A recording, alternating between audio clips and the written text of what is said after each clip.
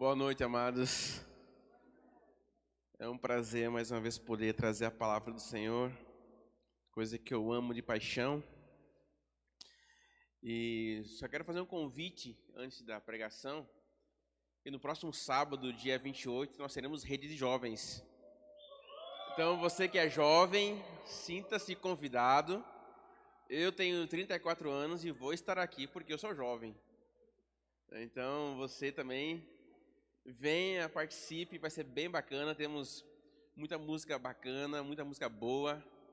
Teremos teatro, teremos muita coisa legal mesmo. Estamos retornando com esse trabalho, porque os jovens precisam de ação.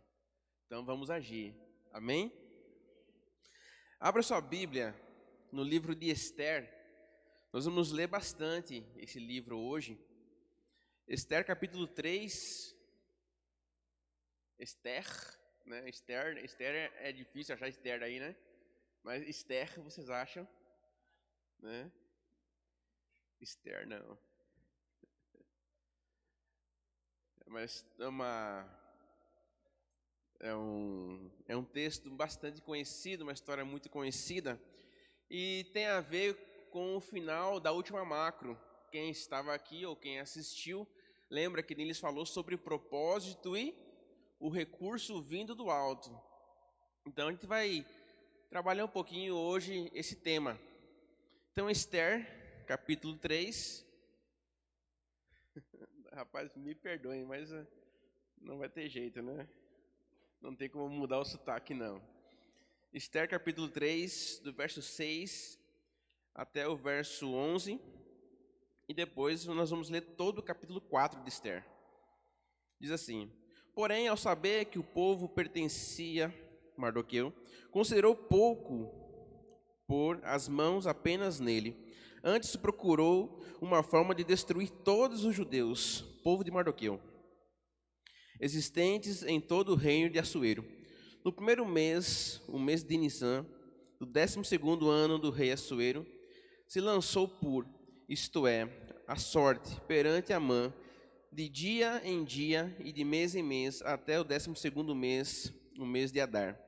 Amã disse ao rei Assuero: há um povo espalhado e dividido entre os povos, em todas as províncias do teu reino, cujas leis são diferentes das de todos os povos e que não cumprem as leis do rei, pelo que não convém o rei tolerá-lo. Se bem parecer ao rei, decreta-se que este povo seja exterminado, e eu entregarei nas mãos dos que fizerem a obra 10.000 talentos de prata, para que sejam depositados nos tesouros do rei. Agora vá para o capítulo 4.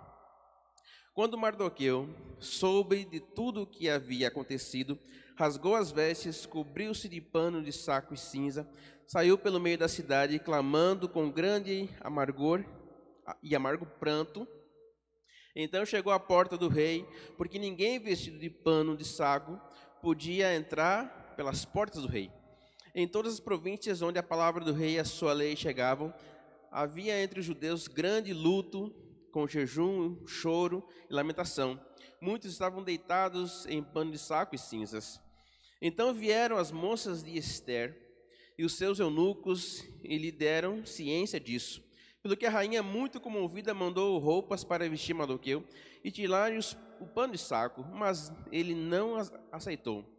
Então Esther mandou chamar a Atá, um dos eunucos do rei, que este havia designado para assisti-la, e ordenou-lhe que chamasse Mardoqueu, para saber as razões pelas quais ele agia assim.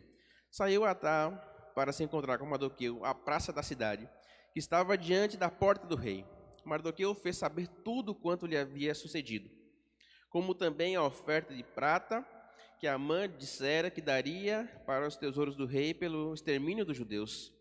Também lhe deu a cópia da lei escrita que se publicara em Suzã para destruir para que ele a mostrasse a Esther e a tornasse informada, a fim de que fosse ter com o rei, lhe pedisse misericórdia e intercedesse pelo seu povo.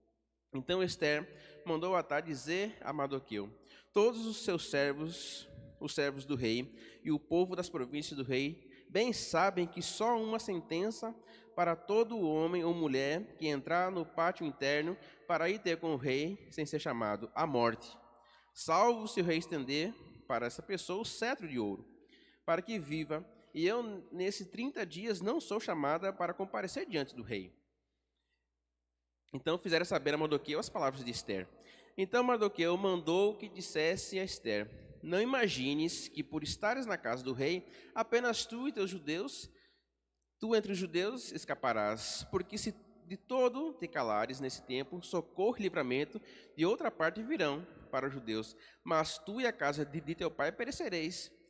Quem sabe não foi para um tempo como este que chegasses à realeza? Então disse Ester, que respondesse a Mardoqueu: vai, ajunta todos os judeus que se acharem em Suzã e jejuai por mim. Não comais nem bebais por 3 dias, nem de dia nem de noite.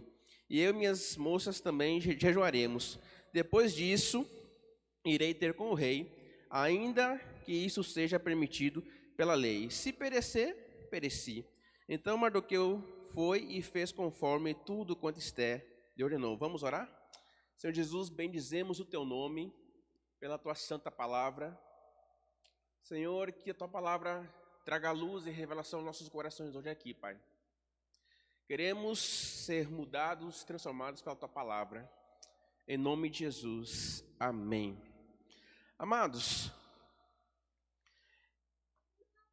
eu li só uma porção do texto da história de Ester, mas ela não tinha uma vida até chegar a ser rainha, não era uma moça de uma família nobre, pelo contrário, era órfã, criado por um primo. Os pais morreram, então o primo mais velho foi lá e a criou. Então ela não tinha uma vida muito abastada, porque o judeu não estava na sua terra natal. Foi um povo levado ao cativeiro. Estavam sob o domínio do rei persa, que era Assuero. Então eles não estavam na sua própria terra.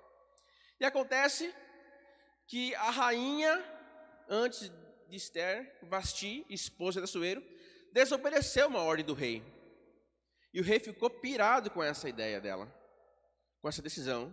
Então a destituiu do posto de rainha. E passou-se o tempo, então, ele falou: rapaz, eu preciso de uma esposa, não posso ficar sozinho. Preciso de alguém do meu lado. E aí foi buscar conselho.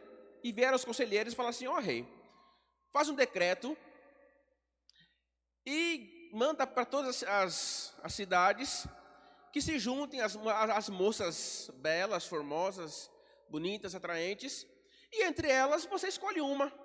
E o rei achou interessante essa ideia, e foi isso que ele fez. Mandou o decreto, e foram lá os homens escolhidos, e foram por todas as cidades, recolhendo as jovens belas e formosas, e entre elas foi Ester. Ester era uma menina muito linda, a Bíblia fala, muito, muito bela, muito atraente, e caiu na graça de quem estava procurando as moças. Então ela foi para o palácio do rei, para lá ela ser tratada, né, toda pompa, todo cuidado, era spa, fazendo unha, fazendo cabelo, para ficar bela para o rei. Então tinha uma escala que cada moça dessa ia passar um período com o rei, e a moça que o rei se agradasse, então essa seria a sua esposa. E aí chegou então a vez de Ester. E quando Ester entrou, o rei se apaixonou. E foi a escolhida. Foi a moça que ele disse: rapaz, essa aí vai ser a mãe dos meus filhos. E Ester então se tornou rainha, esposa de Assuero. Só que, quando ela foi escolhida para ir para lá, o primo disse: olha, não fale a sua origem. Não vai dizer que você é uma mulher judia. Fica na tua, se não perguntarem, você também não fala. E ela seguiu esse conselho. Só que aí, o tempo vai passando, e nós chegamos aonde nós acabamos de ler, capítulo 3. Existe um camarada chamado Amã, que era uma espécie de comandante, era um cara da elite do governo de Assuero, que odiava Mardoqueu. Em algumas versões fala Mordecai, mas é a mesma pessoa.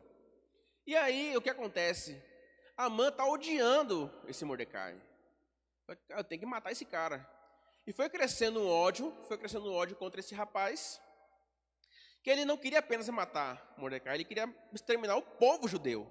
Ele queria acabar com toda essa nação. E o rei achou isso interessante, porque era um povo que tinha uma outra forma de viver, que não tinha idolatria, que não se prostrava diante da imagem do rei, não fazia isso. Então Amã falou: rapaz, eu vou usar essa estratégia. Eu quero matar Mordecai e vou aproveitar e mato todo esse povo judeu que não presta. E Mordecai então fica sabendo dessa ideia de Amã e fica, desesperado, porque havia um decreto, e quando o rei selava com o seu anel, era um negócio irrevogável, não voltava atrás. Caraca, velho, o negócio então empenou. E Mordecai fica desesperado, e então vai até o palácio do rei, e fica por lá, andando, chorando, clamando misericórdia, e Esther fica sabendo disso. Olha, teu primo está lá fora, tá vestido assim, assim, assado, alguma coisa aconteceu. E ela busca saber o que tinha acontecido. E aí, ela ouve a história, ela dá ouvido ao que Mordecai estava falando, que ela manda um eunuco até ele para saber o que estava acontecendo. E ela ouve toda a história, o que estava prestes a acontecer. E Mordecai fala assim: olha, prima, não pense você que por você estar aí dentro, que por você estar no posto de rainha, que tu vai se livrar dessa. Tu pode até não morrer, mas a tua consciência vai acusar você, porque você não livrou o teu povo. Você teve condições de livrar o teu povo e você não fez isso. Você tinha a opção de você interceder pelo povo e você não fez. Só que não é isso que ela faz. Ela diz assim: prima, é o seguinte, vá jejuar, chama todo o povo que você conhece, que é a nossa nação, chame todo mundo. Vocês vão jejuar 3 dias, sem comer, sem beber, dia e noite. E eu e as minhas meninas também vamos fazer a mesma coisa. Que quando vencer os 3 dias, eu vou chegar na presença do rei. Mas fique sabendo que o rei, ele não tolera esse tipo de intromissão. Não é qualquer um que pode chegar na presença dele sem morrer. Todo mundo sabe disso, que se entrar na presença do rei sem ser chamado, morre.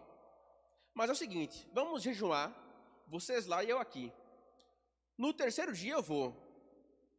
Se perecer, pereci, mas eu vou tentar fazer. E é interessante essa história, porque eu vou fazer aqui um desenho para a gente tentar compreender melhor o que eu estou falando. Isso aqui é uma pessoa, não é um autorretrato meu, ok? Mas eu quero falar sobre o propósito, certo? Aqui dentro, eu vou falar assim, numa linguagem, é como se fosse um propósito pessoal. O que nós podemos dizer sobre o propósito pessoal? A escolha profissional? Sim ou não? Olha, eu quero ser um bom profissional. É um propósito. Escolher uma profissão. Eu quero ser um engenheiro porque ganha mais. Porque eu quero ganhar mais dinheiro, porque eu quero fazer tal coisa. É uma escolha, certo? Casamento. Tem um propósito no casamento. Você ser fiel no casamento tem um porquê. Não é? Ou você não é fiel no casamento? Claro que é. Quem é casado, óbvio, né? Eu estava conversando com alguns rapazes semana passada, e aí um deles veio me indagar por que ele tinha que ter só uma esposa, se Abraão, Isaac e Jacó tinham mais de uma esposa. Por que eu tenho que ter só uma, e os caras da Bíblia têm várias esposas? Eu falei, cara, vamos estudar o contexto cultural da coisa. Certo? Eu comecei a explicar o contexto cultural daquela época, ele não aceitou. Aí eu tentei ser mais prático, falei, varão, é o seguinte, varão não, falei, brother, é o seguinte, se você conseguir chegar na sua casa com a sua esposa atual, você trazer todas as negas que tu tem da rua, levar para dentro da sua casa e você sustentar elas, junto com a sua esposa e ela aceitar, aí sim, aí tá ok. Tu consegue fazer isso? Pô, negão, aí tu me quebra. Falei, cara, era o que Abraão, Isaac e Jacó faziam. Eles tinham várias esposas, mas sustentavam todas. Criavam os filhos de todas. Tu consegue fazer isso? Aí, não, né? Falei, pois é, cara. Pois é, velho. É questão cultural. Você precisa não ler apenas a Bíblia dessa maneira racional sua. Mas o que acontece? Aqui dentro, nós temos profissão, casamento, criação de filhos. Você cria filhos com propósito. Eu lembro que antigamente, não sei se aqui usava isso, mas minha mãe dizia assim, eu não crio filho para mim, eu crio filho para o mundo. Né? Falei, cara, eu não crio Ana Luísa para o mundo. Eu não vou criar minha filha para o mundo, não. Eu vou criar minha filha para Deus. Eu quero que minha filha seja uma discípula do Senhor, assim como eu e minha esposa somos. Eu penso assim, que nós criamos os filhos para o Senhor, e aí Deus escolhe o que vai fazer dele. Mas eu não crio filho para o mundo. Eu entendo, claro, que ela queria dizer assim, não, vai crescer, vai sair de casa, vai casar e tal. Mas aqui nós temos uma visão bem pessoal da coisa. Nós olhamos tudo do âmbito daquilo que nós podemos fazer, as nossas responsabilidades. O que nós fazemos durante o dia, o nosso dia a dia. E, por exemplo, Mordecai criou Esther no caminho do Senhor. Porque se ela não conhecesse Jesus, não conhecesse Deus, ela não toparia fazer jejum, por exemplo. Porque o primeiro recurso que ela tomou foi o quê? Oração. Ela foi orar, falou, rapaz, vamos orar. Muitos de nós aqui lembram da oração no último estágio da situação. Esther lembrou no primeiro. Então ela sabia quem era Deus, porque o primo havia ensinado. E outra coisa, Esther era uma menina temente a Deus. A forma como ela foi criada a levava para perto de Deus, porque a sua beleza, mesmo sendo atraente e bela, não a levou a ser uma mulher vulgar. Porque se ela fosse vulgar, nem seria escolhida para ser uma candidata à esposa do rei. Se ela fosse depravada, nem chegaria perto do palácio. Se ela fosse mal comportada, não seria escolhida. Mas a forma como ela foi criada, como ela foi ensinada, a educou corretamente. Então ela sabia que não iria usar de sensualidade, não iria usar de vulgaridade para chegar aonde deveria chegar. Certo? E aí o que acontece, querido? Nós estamos no nosso âmbito pessoal, cuidando da nossa vida, fazendo o que tem que ser feito, nossas responsabilidades, criando nossos filhos, amando nossas esposas e maridos, sendo bom cidadão. São nossas responsabilidades e nós temos propósito nisso. Nós guardamos dinheiro porque queremos viajar. Nós juntamos dinheiro porque queremos uma casa melhor. Nós trocamos de emprego porque queremos ganhar mais. São escolhas. Porque temos um propósito nas escolhas que fazemos. Anthony Robbins, que é um escritor, ele fala assim, que não importa aonde você começa, mas sim as suas decisões que você toma para onde você quer chegar. Não importa se você começa como pedreiro, o importante são as decisões que você toma para ser um engenheiro. É mais ou menos isso. Não importa se você é um analfabeto, mas o que importa é as decisões que você vai tomar para virar um pastor. E o que acontece é que nós estamos dentro de um círculo, aonde aqui está Deus.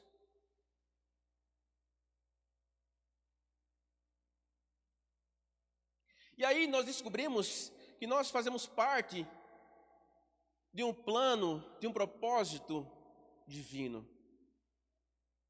Aí nós descobrimos que a nossa vida foi feita para realizar um propósito que Deus pensou, para atingir um objetivo que Deus traçou.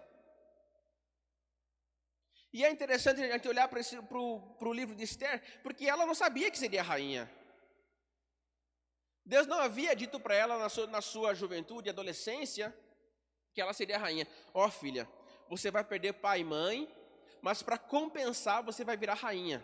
Deus não disse isso a ela.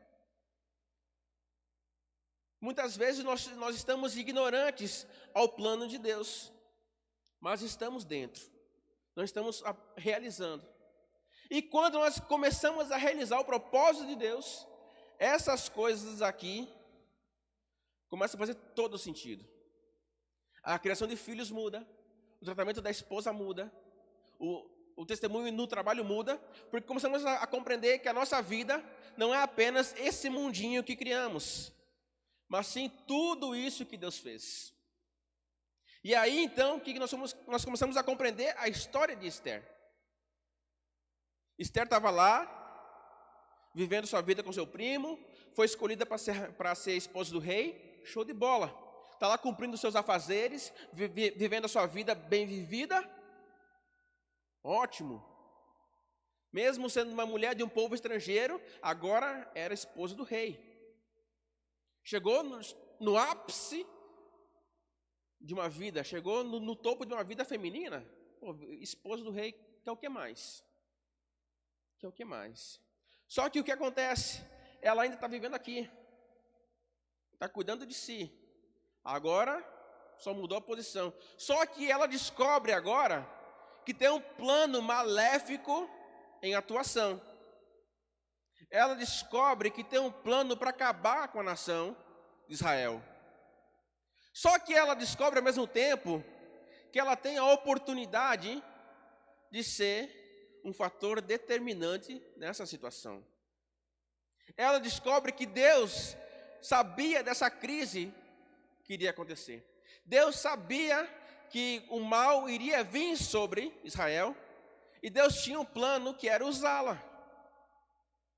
Deus tinha um propósito de usá-la. Ela não chegou aonde? Chegou por acaso.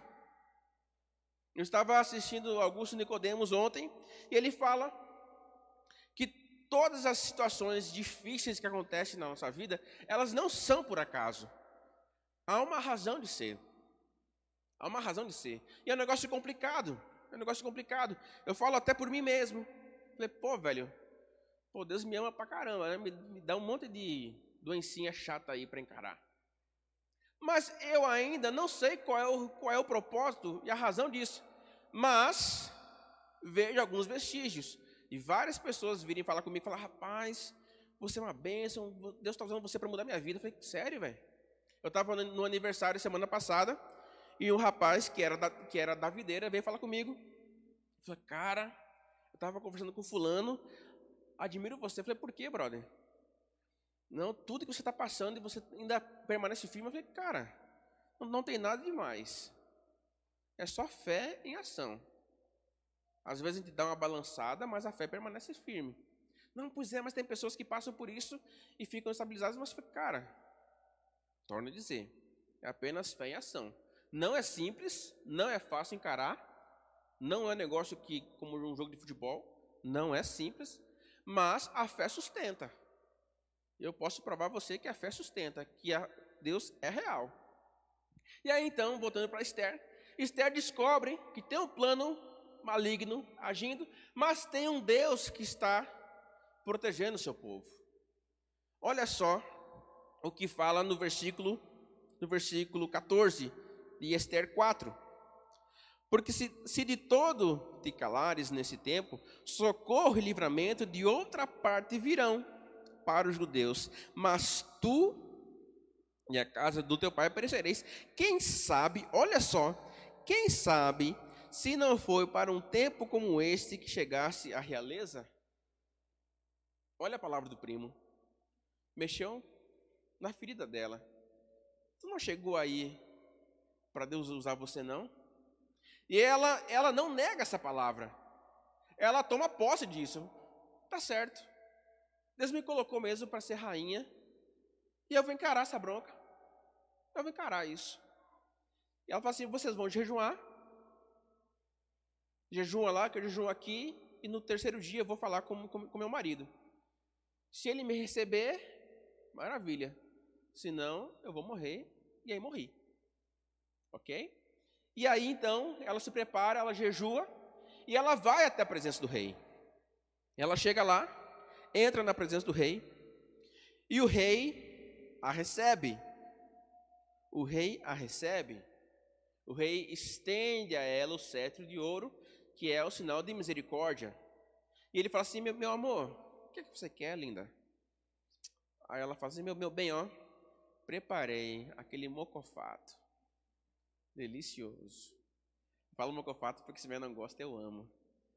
Preparei aquele filé mignon, molho de gorgonzola, daquele jeito. Aí eu disse, ó, eu queria que fosse você e fosse a Amã. Tudo bem, meu amor? Tudo bem, linda, eu vou. Chegou lá, então, na primeira noite. Chega lá, o rei e a Amã. Ela está lá com aquela mesa posta, eles comem, e se deliciam com aquele prato que ela fez. E aí ele elogia, linda, meu Deus, que prato é esse? Nunca comi coisa igual. Você cozinha pra caramba, meu Deus do céu, que coisa deliciosa. Elogia e beija o cangote dela, e coisa e tal, aquele chamego todo. Ele vai embora. Aí ele pergunta assim, meu bem, o que é que você quer? Tu fez coisa tão boa aqui. Diga aí, o que você quiser eu te dou. O que você quiser nesse reino aqui, eu vou dar para você.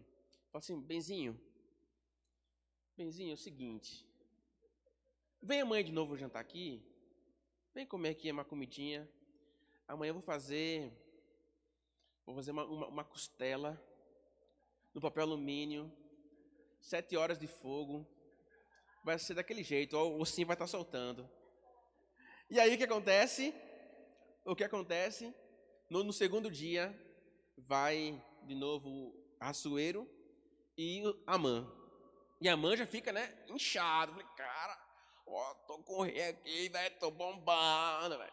Aí ele chega em casa e ele fala, meu amor, ó, a rainha tá louca por mim, velho. Tá chamando o rei e eu, olha. Poxa, eu vou ser promovido. Vou ser sub-rei agora. E aí então Amã vai, e Esther vai, prepara de novo aquela costela deliciosa. Chega lá, Assuero e Amã comem, tal, e ele pergunta assim, meu bem, poxa, você agora esculhambou. A comida ficou demais. Demais. O que é que você quer, meu bem? Fala pra mim, fala aqui no ouvido, o que é que você quer que eu faça? Aí, quem é marido sabe, né? Aquele calorzinho no pé da orelha, dá arrepio assim. E aí, então ela fala assim, meu bem, é o seguinte, agora o papo é sério. Aí ela já, né, estufou o peito e fala o seguinte, eu sou judia, meu povo veio para cá cativo, você trouxe meu povo para cá, e é o seguinte, tem um camarada aí, um cara, filho do cão, quer matar a minha nação. Filho do cão quer acabar com a minha história, com a minha geração. E eu não quero isso, meu bem. E aí Assuero fica, quem é esse cara? Quem é que eu vou dar um couro nele? É Amã. Ai, José. Amã tá ali, fica desestabilizado. Falei, caraca, eu não sabia que ia estourar esse negócio agora. E aí então, Assuero fica pirado, sai do lugar, vai lá para fora, vai tomar um ar, porque tá pirado com o companheiro. Aí Amã viu que o negócio deu zica para ele, vai para cima de Esther, se joga em cima dela, implorando, tá tudo na Bíblia isso aí, viu? Não estou nem inventando nada. Vai lá, se joga sobre ela, implorando perdão, olha, não faça isso, não faça isso. Aí quando o rei volta, encontra a Amã em cima da mulher dele, aí é sacanagem, meu irmão. Aí tu tá de brincadeira. Tu faz assinar um decreto mal, e agora tu tá abusando da minha esposa. Tu vai morrer e vai ser agora. E acontece isso mesmo. Pega a Amã, prende a Amã e manda enforcar na própria forca que ele havia feito para matar Mordecai. E Amã morre. E é então o livramento de Israel? Ainda não. Porque o decreto que Assuero havia assinado estava selado. E ele não tinha como voltar atrás. Aí Amã chama Mordecai, chama outros judeus, ele faz um decreto assim, olha, vocês têm todo o direito de se defender. Se vier alguém para querer matar vocês, pode usar a espada, desce a porrada e defenda a casa de vocês. E aí então o povo é liberto, é livrado da morte. Por que eu trouxe essa história de Esther? Porque Esther é um exemplo muito forte de propósito, de determinação, quando ela compreende que Deus a colocou num plano superior. Quando nós compreendemos que Deus nos colocou num plano superior, essa força é maior do que a vida. Está entendendo? Quando ela viu que Deus a colocou numa posição de defender o seu povo, ela disse, cara, eu vou enfrentar. Eu vou na frente do rei. Se morrer, morri. Mas eu vou encarar. Quando nós entendemos que Deus nos colocou em uma determinada situação, isso aqui passa a fazer todo sentido, ou fazer mais sentido. Nós não criamos mais os nossos filhos para nós. Nós educamos para que eles sejam discípulos, para que sejam pastores, para que sejam missionários. O nosso trabalho já não passa a ser apenas um local para ganhar dinheiro, mas sim o nosso campo missionário. Nós estamos nos locais agora e nós olhamos para as pessoas e vemos nela alguém que podemos anunciar a palavra. Essa semana eu estava na academia, eu estava lá fazendo meu exercício de boa, um pouquinho peso. Aí chegou um maluco lá, todo bombadão, todo inchadão, veio falar comigo, cara, tá tudo errado. Eu falei, é mesmo, brother? Por que tá tudo errado? Não, tem que fazer essa posição aqui. Aí uma coisa que eu detesto, é pitaco em treino. Rapaz, eu odeio isso. Eu não sou profissional, mas eu sei o que eu faço. Eu sei os meus limites agora. Então eu vou na manha. Não posso exagerar, não posso forçar. Aí o cara lá me dando um monte de dica, eu falei, tá tudo errado esse negócio. Mas deixa ele falando, e eu fui inchando, né? Eu falei, cara, pô, velho, preciso treinar, velho, já dei meu descanso de 30 segundos. Aí o cara falando, e aí eu falei, cara. Aí eu me calei, contei até 10.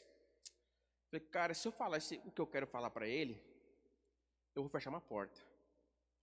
Eu posso arrumar aqui, eu posso encerrar um relacionamento que está se iniciando. E ele precisa de Jesus. Aí qual é a escolha? Falar o que eu penso ou deixar aberta a porta?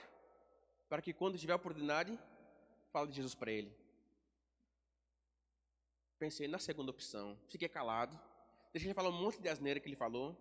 Aí depois fui lá, com toda a ira guardada, fiz o exercício que ele falou para fazer, todo errado, todo troncho, fiz igualzinho que ele disse para fazer. Não valeu de nada, eu sabia que estava errado, mas eu não queria fechar aquela porta, porque eu sei que se eu chegar nele amanhã na academia e falar, cara, Jesus ama você, ele vai me ouvir. Nós temos a oportunidade de falar de Jesus o tempo todo. Muitas vezes quem fecha as portas somos nós mesmos, dentro de nós. Está entendendo?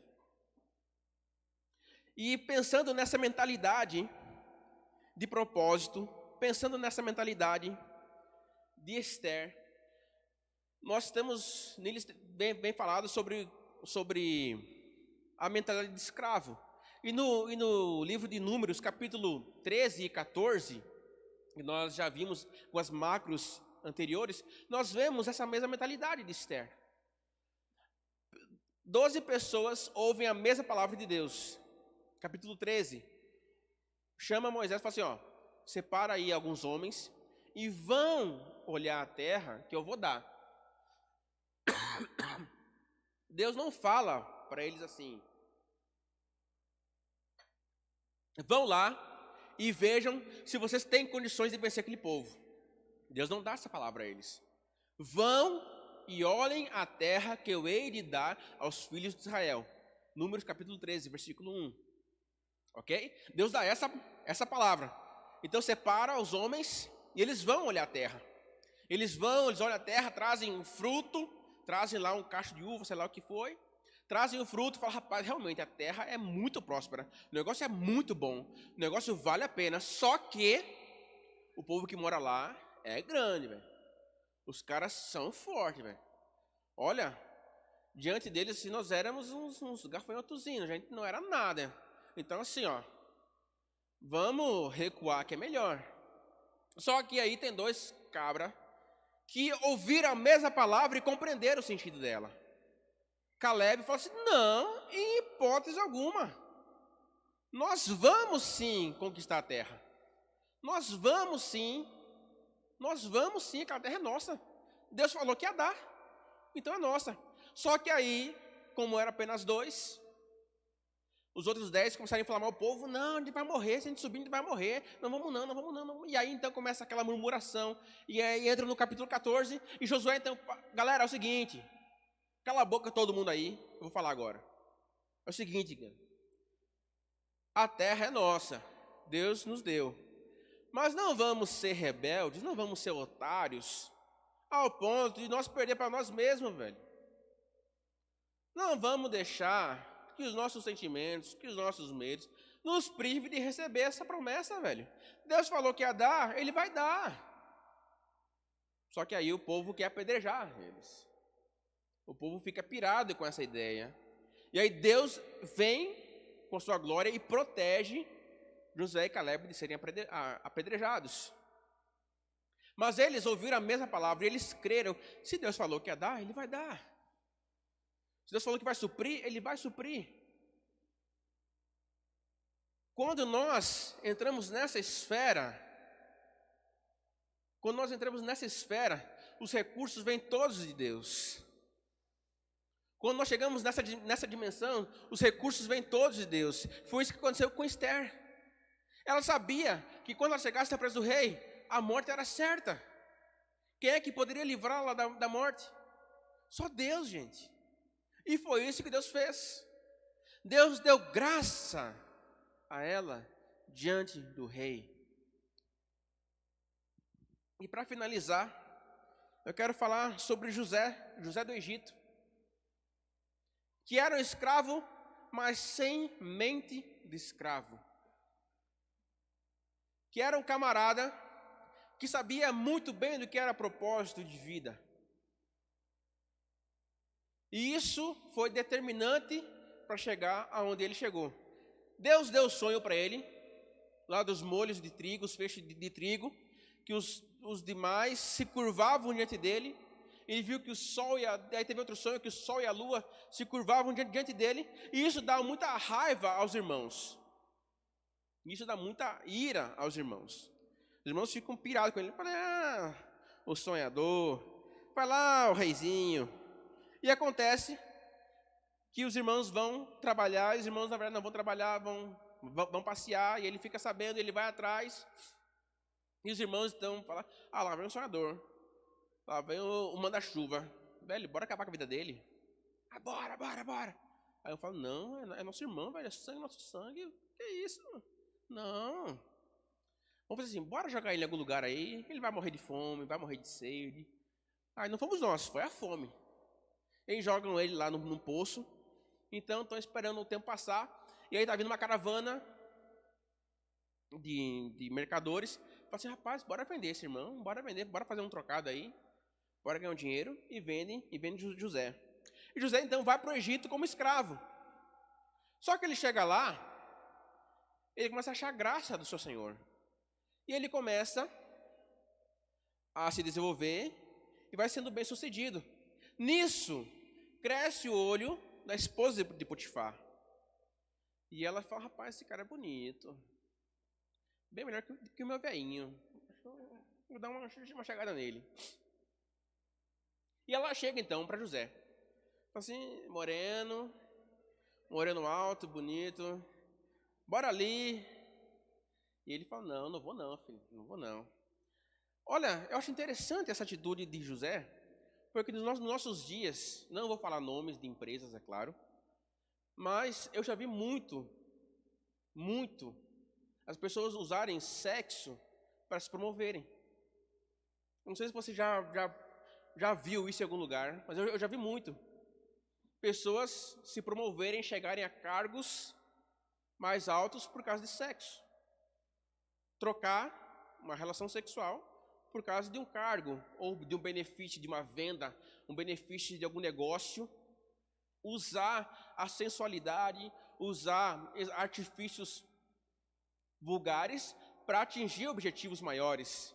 Não importa, o fim justifica os meios, então não tem problema eu fazer isso aqui, porque vai valer a pena. Eu já vi muito isso na indústria, muito isso, pessoas promovidas por causa de proximidade com chefes e tal. E aí José tem essa chance. José fala, rapaz, que oportunidade, né? Mas não, ele nem pestanejou. Pecaria eu contra Deus e contra o meu Senhor? Ele colocou tudo sob meu governo. Eu vou botar fora essa oportunidade? Eu vou trocar tudo que eu conquistei, todas as coisas que eu ganhei até aqui, por causa de uma noite de prazer? Em hipótese alguma, mulher. E ela não aceita isso, não aceita ser rejeitada. E aí então ele é preso por um crime que não cometeu, paga um preço altíssimo por um crime que ele não cometeu. Ele não teve nem oportunidade de defesa. Ele vai preso e fica lá um tempo preso. E ele então ele revela 2 sonhos de um padeiro e um copeiro.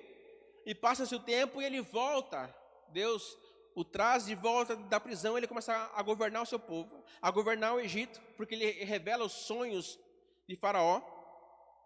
E para resumir e para terminar a história, em Gênesis 45, do verso 1 até o verso 5, eu gostaria que a gente lesse essa história. Gênesis 45, do verso 1 até o verso 5.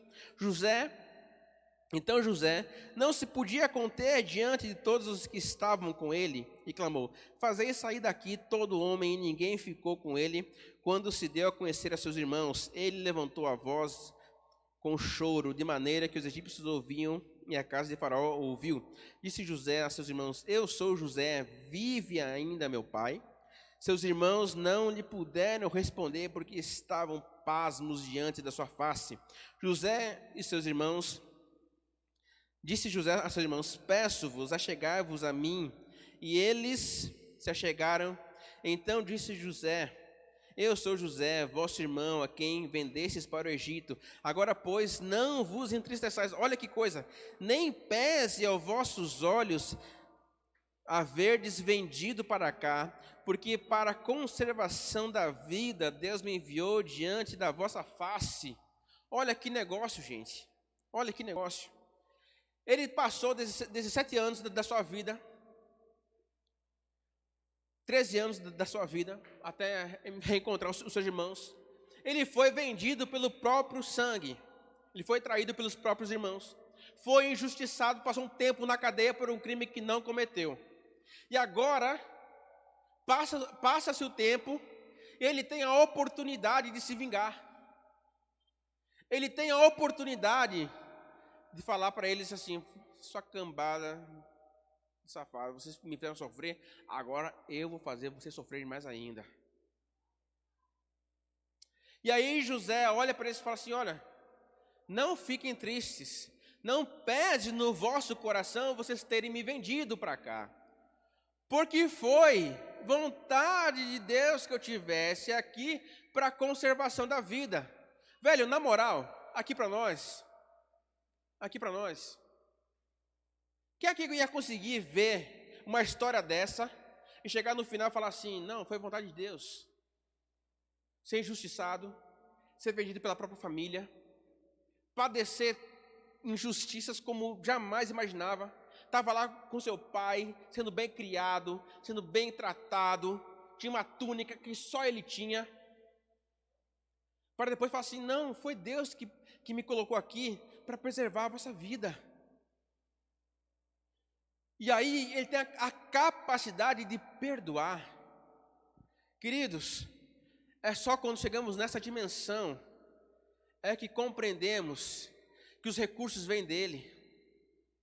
Porque a nossa justiça humana fala assim: José, acaba com esses caras, nenhum deles presta.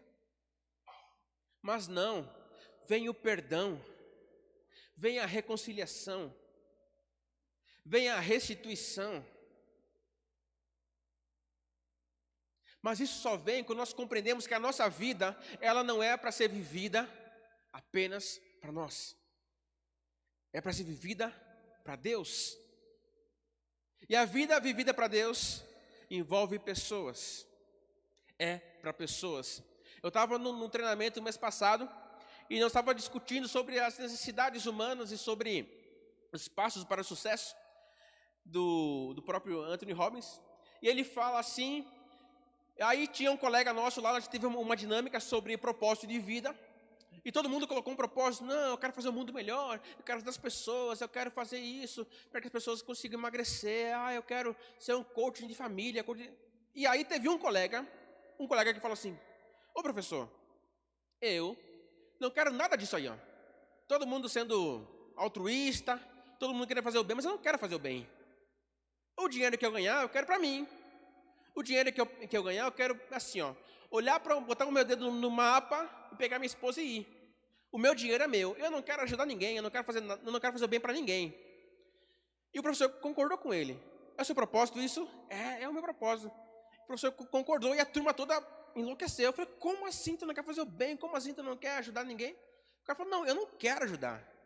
O meu dinheiro é meu dinheiro. A minha vida é minha vida. E eu achei aquilo interessante. Eu fiquei observando assim, qual seria o desfecho daquilo. E aí o professor, então, segue a aula, falando sobre propósitos. E aí ele chega num ponto que uma das características de alguém de sucesso, para obter o sucesso, era alguém que contribuía. Isso ali era obrigatório. Se você quer atingir sucesso, se você quer ser bem-sucedido, um dos seus atributos tem que ser a contribuição. E aí o professor voltou naquele ponto do nosso colega. Porque o contribuir, o dar alguma coisa, faz parte do ser humano no reconhecimento daquilo que recebeu. Se você recebeu algo, foi porque alguém compartilhou. Se você tem alguma coisa de valor, é porque alguém que tinha esse valor antes de você passou para você isso. E você aprende na escola. Você tem o conhecimento porque o professor adquiriu antes e agora compartilha com você. Na igreja é a mesma coisa, o discipulado. Quando você entrou, você não é a mesma coisa que você é hoje. Você era bem inferior para o que você é hoje. É ou não é? Porque alguém compartilhou da sua vida. Então, contribuir para o bem faz parte do sucesso, faz parte do crescimento, do desenvolvimento. E aquilo foi muito interessante. Porque aí aquele rapaz entrou em choque. Falei, rapaz, realmente, eu nunca tinha pensado dessa maneira. Eu nunca tinha imaginado que contribuir faz bem. E qualquer escritor que fale sobre sucesso, empreendedorismo, ele fala sobre isso. Você contribuir, você investir em alguma coisa, você fazer uma boa ação, você contribuir para a melhora da vida de alguém. Isso é muito importante. E aí, quando nós entendemos propósito, nós sabemos que a nossa vida, ela foi feita para gerar o bem para alguém. A nossa vida foi feita para produzir uma melhora de vida para outra pessoa. Eu falo por experiência própria, que a vida de todos os meus pastores, que eu já passei por vários pastores, lá em Panambi, e aí contando o Niles também, todos eles contribuíram para o que eu sou hoje. Todos eles foram fundamentais para quem eu sou. Eles aprenderam alguma coisa, eles construíram alguma coisa, agora eles compartilharam comigo. E qual é o meu passo agora? É compartilhar aquilo que eu tenho aprendido. A minha vida, se ela não for para ajudar alguém, se ela não for para fazer o bem para alguém, não faz sentido nenhum. Não faz sentido algum eu crescer na vida espiritual e não crescer no amor com as pessoas. Não faz sentido eu conhecer muita teologia, mas não conhecer o amor. De nada adianta. Mas nós só compreendemos isso quando estamos nessa esfera. E quando estamos aqui no nosso individualismo, quando estamos presos das nossas responsabilidades, achando que tudo depende de nós não vamos para lugar algum. Quando nós achamos que a saúde de nossos filhos depende apenas do nosso cuidado, nós fracassamos. Quando nós achamos que temos o controle do futuro nas nossas mãos, nós fracassamos. Quando nós achamos que podemos fazer tudo o que pensamos, nós fracassamos. Porque é de Deus a resposta da nossa vida. Porque é dele que vem o suprimento, é dele que vem o cuidado. É dele que vem a resolução, é dele que vem a luz, a clareza para os nossos caminhos. É dele. Deus nos deu a capacidade de pensar, a capacidade de planejar, a capacidade de executar. Deus nos deu inteligência. Tem pessoas fora da igreja que criam muito bem os filhos. Eu conheço vários pais. Porque Deus deu ao ser humano essa capacidade de pensar e escolher o que é melhor. Mas os nossos pensamentos não são os pensamentos de Deus. Deus tem os pensamentos superiores.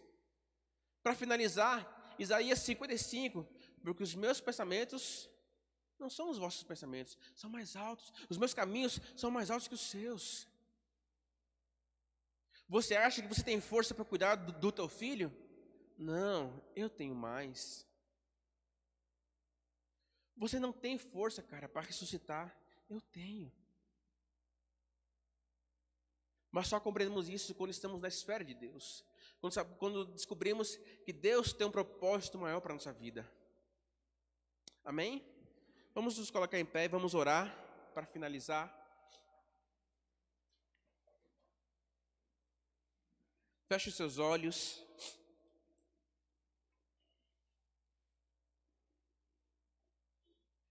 E a oração que eu quero que você faça hoje é que você coloque a sua vida diante de Deus e fale assim: Deus, faça de mim a tua vontade. Deus, faça de mim o que você planejou. Tira de mim tudo aquilo que impede os teus propósitos se realizarem na minha vida.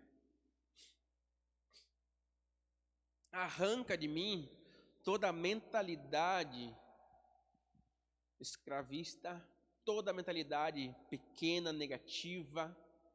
Arranca de mim tudo, Senhor, que me amarra em direção ao teu propósito. Limpa a minha vida.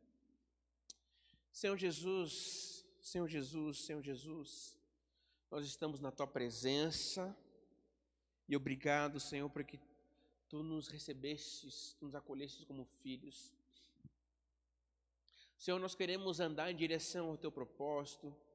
Nós queremos ser determinados, assim como Esther foi, assim como José foi, Senhor. Porque sabemos que os teus planos são melhores, os teus desígnios são melhores. Senhor, a tua palavra diz, Senhor, se quiseres me ouvir, comereis o melhor dessa terra. Senhor, nós queremos andar na direção proposta. Sabemos, Deus, que tu revela sempre o próximo passo, por isso ajuda-nos a andar passo a passo, fase por fase. Ajuda-nos a não desistir, Senhor, dos teus planos. Não nos permita, Senhor, nos desviar dos prazeres da vida. Não nos permita, Senhor, nos desviar nos nossos vãos pensamentos, achando que temos a capacidade necessária para determinar alguma coisa. Que a nossa confiança em Ti cresça dia após dia. Que a nossa vida revele Cristo em todo o tempo. Senhor, que a nossa boca fale de Jesus em todo o tempo. Sejam bocas que abençoem. Sejam nossos braços, sejam braços acolhedores, Senhor. Queremos cumprir a Tua vontade, Pai. Queremos que você olhe para nós e se regozije. Olhe para nós e se alegre. Valeu a pena. Valeu a pena. Nós confiamos em Ti, Senhor, e depositamos a nossa vida nas Tuas mãos. Em nome do Senhor Jesus. Amém e amém. Amanhã, queridos, eu, Wellington, Ney e algumas pessoas